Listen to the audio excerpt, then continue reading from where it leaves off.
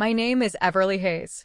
I'm 33 years old, and for most of my life, I believed hard work mattered more than favoritism. Dad stepped to the microphone with Mason beside him wearing a smug charcoal suit. Applause exploded. After the speech, people approached me awkwardly. You deserved better. I thought it would be you. This doesn't make sense. I smiled through every conversation while anger burned behind my ribs. Then Mason cornered me near the bar. No hard feelings, Evie, he said casually. Dad just trusts me more. I laughed once. Trusts you to do what? Lose money faster. His smile tightened. You've always been jealous. Jealous. I walked out before I said something unforgivable. But as I reached my car, my phone buzzed. An unknown number. I almost ignored it. Instead, I answered. A calm female voice spoke. Ms. Hayes? This is Daniela Cruz from the Securities and Exchange Commission. Everything inside me froze. We received a compliance file submitted under your employee identification number. I think you should know your name is attached to a federal investigation. My blood ran cold. What file? There was silence. Then she said the sentence that changed my life forever. There has to be a mistake, I whispered. The SEC agent sounded careful. Ms. Hayes, the submission includes internal accounting documents, offshore transfers, and executive authorization records.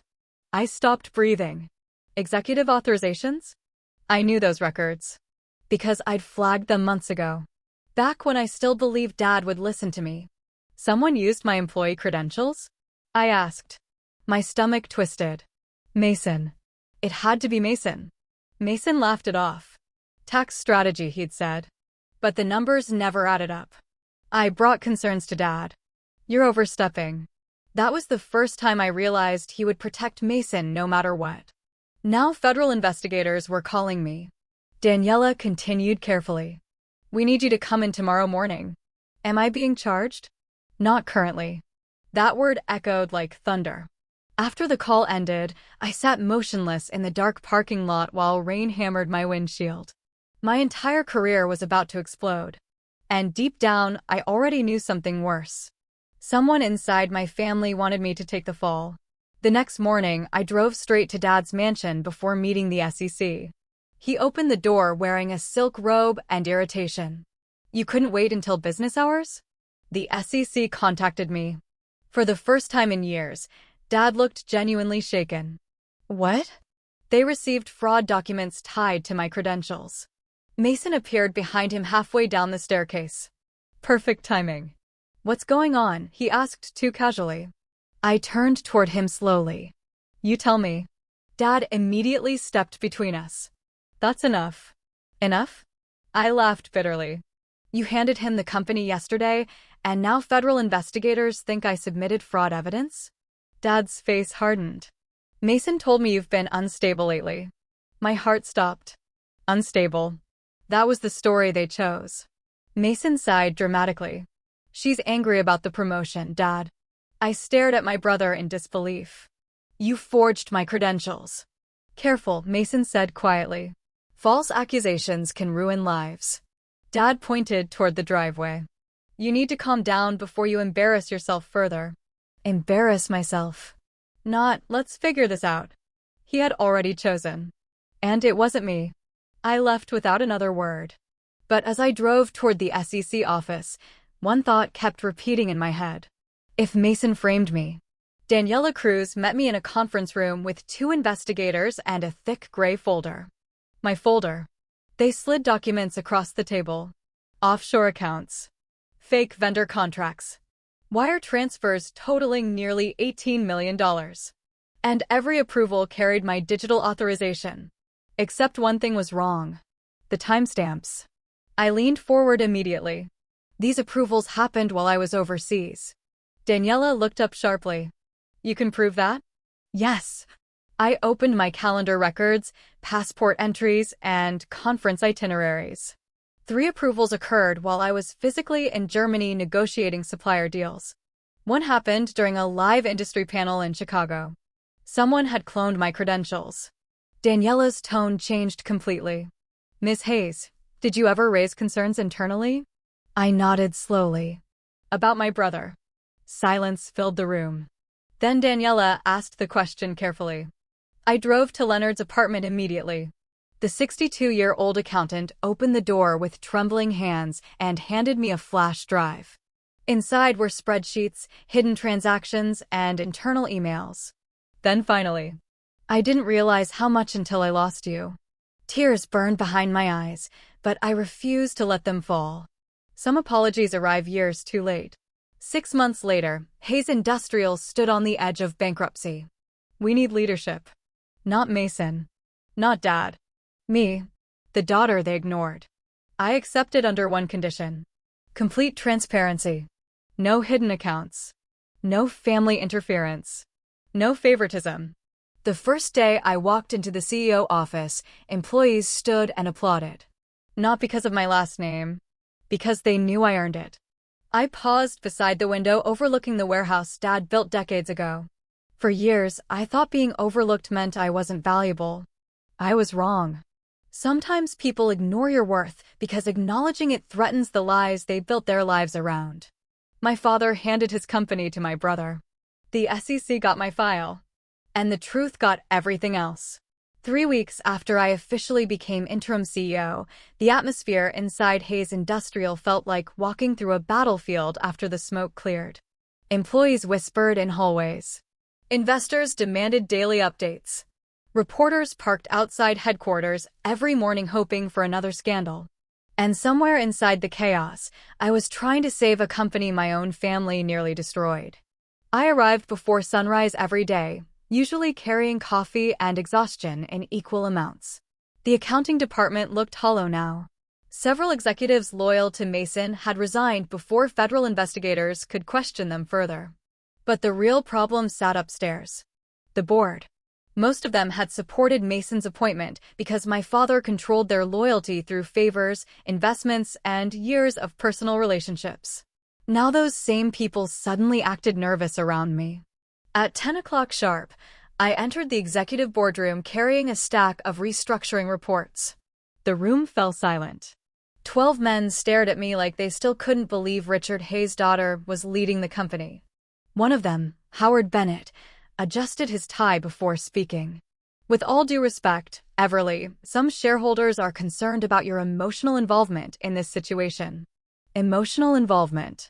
Interesting phrase considering nobody used it when Mason nearly committed corporate suicide. I set the reports down calmly. My emotional involvement is the only reason this company still exists. A few board members shifted uncomfortably. Howard continued anyway. There it was. Their solution. Remove me quietly. Protect themselves publicly. I folded my hands slowly. You're afraid. Howard frowned. Excuse me. You backed my brother despite multiple internal warnings, I said evenly. Now federal investigators are reviewing board approvals tied to those financial decisions. The room instantly stiffened. Because they knew I was right. Several members had signed documents without reviewing them properly. Some ignored suspicious transfers because Dad told them to trust Mason. One older board member cleared his throat nervously. Are we personally exposed? Finally. Honesty. I leaned forward. If the SEC believes negligence enabled fraud, possibly. Howard tried recovering control. What exactly are you suggesting? I slid new governance contracts across the table. Independent auditing. Full compliance restructuring. Executive transparency reviews. Every financial decision documented. Howard stared at the papers. That gives you enormous authority. No, I corrected quietly. It removes the unchecked authority that almost destroyed us. The room went silent again. Then something unexpected happened. One by one, board members started signing. Not because they trusted me completely. Because they feared what would happen if they didn't. As the last signature hit paper, I realized something important. For the first time in my life, powerful men were finally listening when I spoke. Not because I was Richard Hayes' daughter. Because I was the only person in the room capable of saving them. The media exploded the morning Mason posted bail. Every news station replayed footage of him leaving county jail wearing a gray suit and dark sunglasses, while reporters shouted questions about fraud and stolen company funds. But what cameras didn't capture was the rage burning behind his smile. I found that out personally at 11:43 p.m. My apartment intercom buzzed unexpectedly. When I answered, Mason's voice crackled through the speaker. "We need to talk." Every instinct screamed no. But another part of me, the part that spent 33 years trying to understand my brother, pressed the unlock button anyway. He entered my apartment looking exhausted but dangerous. The arrogance was still there beneath the surface, though now it carried desperation too. "You shouldn't be here," I said immediately. Mason walked farther inside without permission. "You turned federal investigators against your own family." I laughed coldly. "You framed me for federal crimes." His jaw tightened. "You could have handled this privately. Like Dad wanted?" Mason rubbed his face angrily. "You have no idea what pressure Dad put on me." I stared at him in disbelief. "You stole millions." "I was trying to keep the company growing." The sheer delusion stunned me. "You gambled company money through shell corporations. It would have worked if you hadn't interfered." There it was. Nothing was ever his fault. Not the fraud. Not the lies. Not the collapse. Just me. Always me. I crossed my arms carefully. Why use my credentials? For the first time, Mason hesitated. Dad suggested it.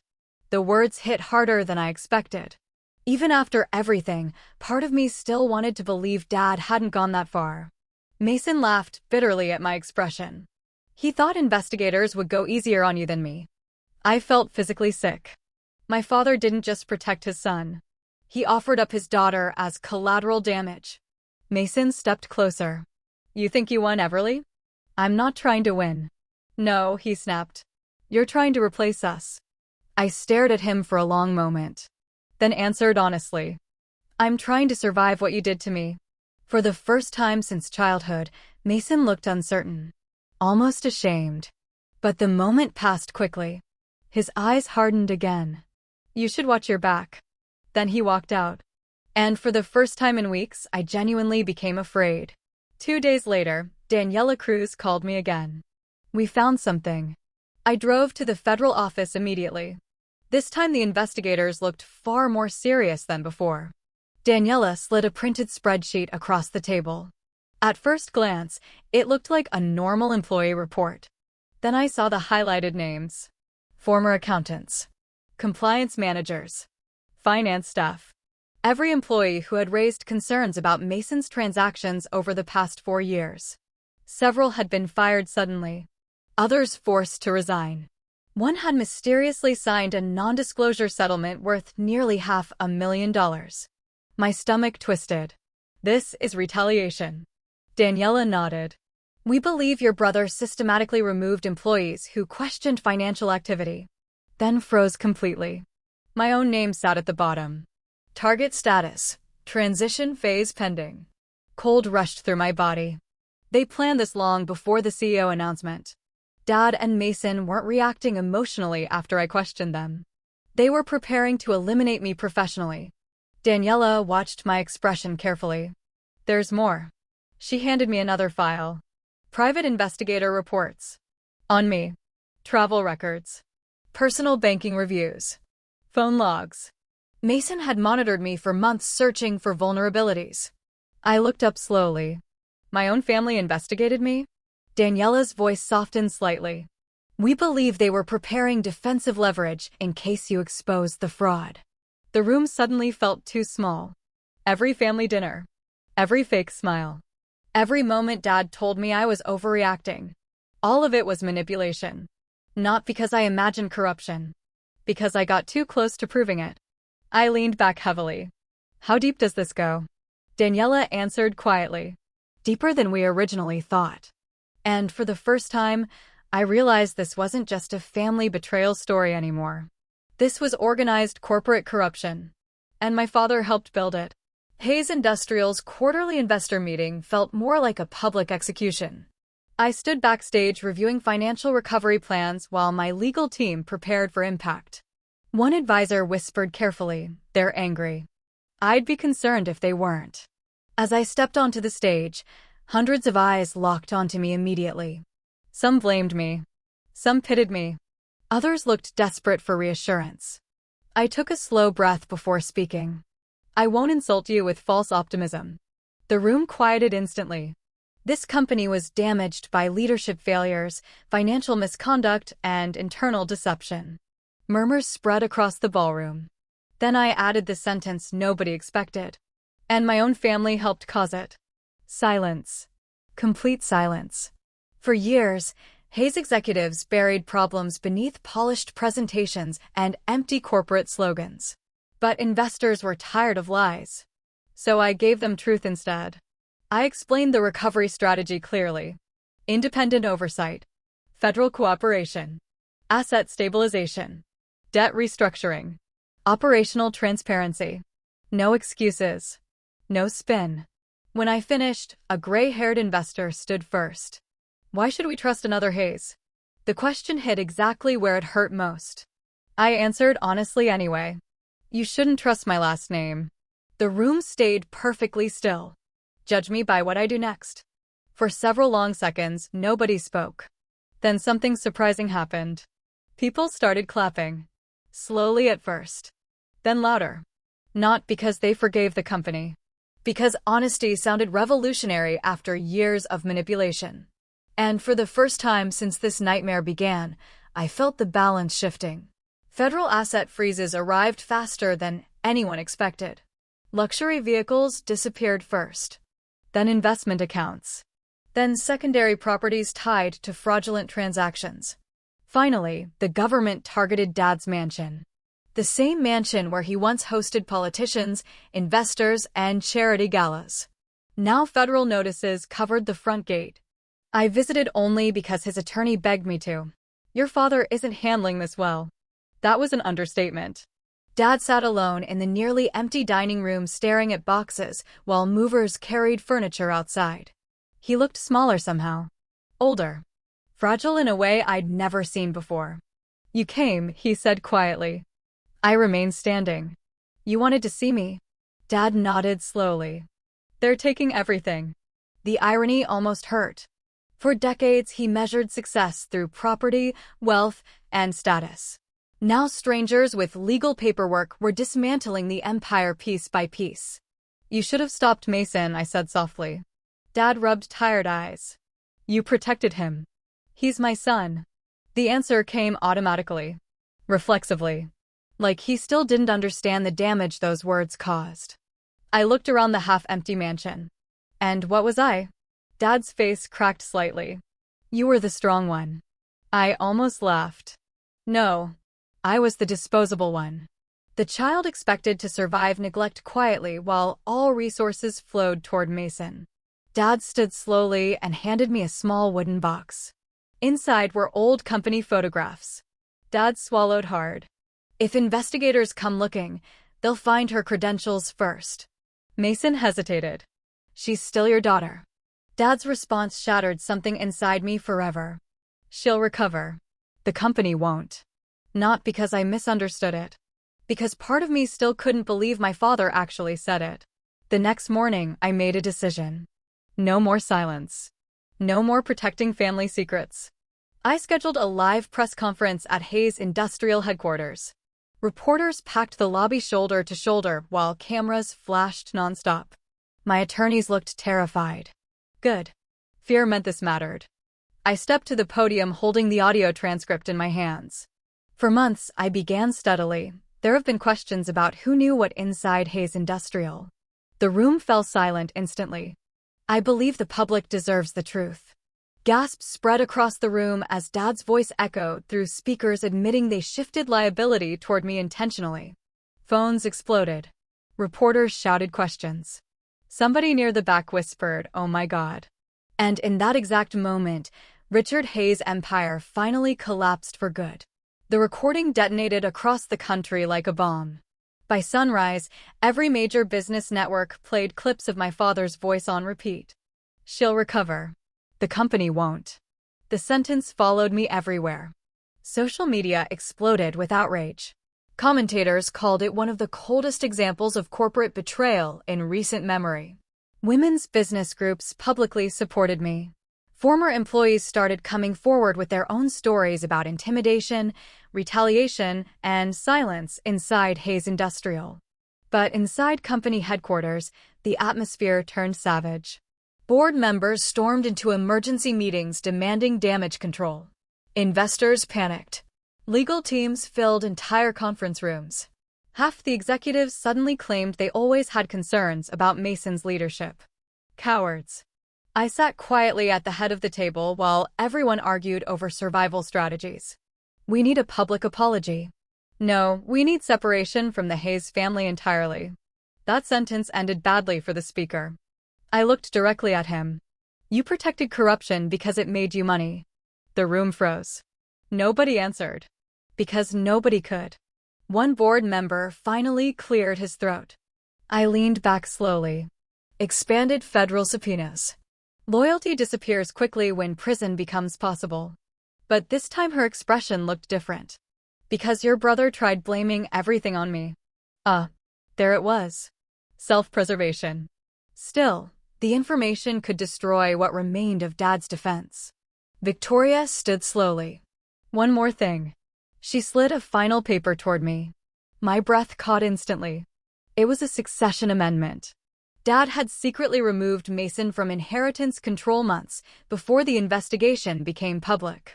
And named me instead. The internet chose sides quickly. Some people called me brave. Others called me ruthless. But the worst part? People started treating me like a celebrity. Outside headquarters, crowds gathered daily hoping to photograph the daughter who exposed her billionaire father. I hated every second of it. One afternoon, a young woman stopped me outside a coffee shop. You saved my career. I blinked in confusion. She smiled nervously. I worked for a company where executives blamed women for everything too. That stayed with me longer than I expected. Because suddenly this story wasn't just mine anymore. Mason finally cracked during federal questioning. His attorney leaked details accidentally or intentionally to the press. According to reports, Mason admitted Dad approved the liability shift strategy personally. I watched coverage alone in my apartment feeling strangely numb. Mason. Almost. You happy now? He snapped immediately. You confessed. He forced me into this. No, I answered sharply. Dad enabled you. You chose this. Heavy breathing filled the line. Then suddenly Mason's voice broke completely. I was never enough for him either. That sentence stopped me cold.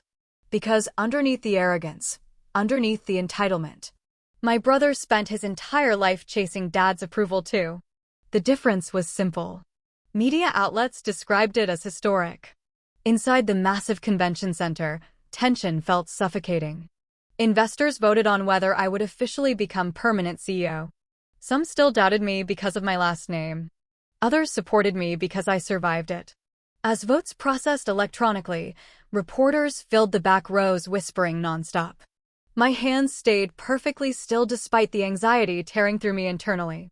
Finally, results appeared across giant screens. The room erupted into applause. I closed my eyes briefly. Not because I felt victorious. Because after 33 years, somebody finally chose me first. Late one rainy evening, I opened my apartment door and found Dad standing there soaked completely through. He looked terrible. Older. Defeated. Human. I had nowhere else to go, he admitted quietly. For several long seconds, neither of us spoke. Dad entered slowly like a man walking through ruins. Because in many ways, he was. That night changed everything. Over untouched coffee, Dad finally spoke honestly about my mother for the first time in years. She saw through me early. I frowned slightly. What does that mean? Dad stared at his hands. She warned me I favored Mason too much. Pain tightened in my chest instantly. Mom died when I was 19. Cancer. Dad continued quietly. She told me I treated you like an employee instead of a daughter. I swallowed hard. And? She was right.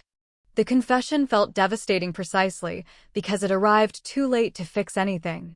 Dad looked toward me carefully. Your mother believed you were stronger than everyone in this family combined. Tears finally burned behind my eyes.